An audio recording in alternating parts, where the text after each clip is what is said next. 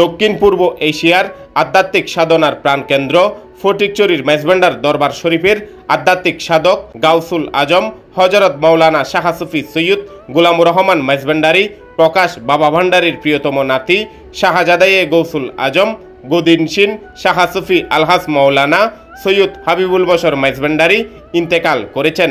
ইন্না লিল্লাহি ওয়া ইন্না ইলাইহি রাজিউন।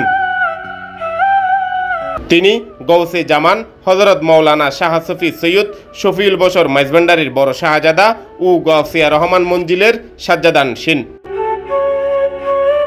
রবিবার সকাল 10টা 5 বিদেশের একটি হাসপাতালে চিকিৎসাধীন অবস্থায় পর্দা করেন।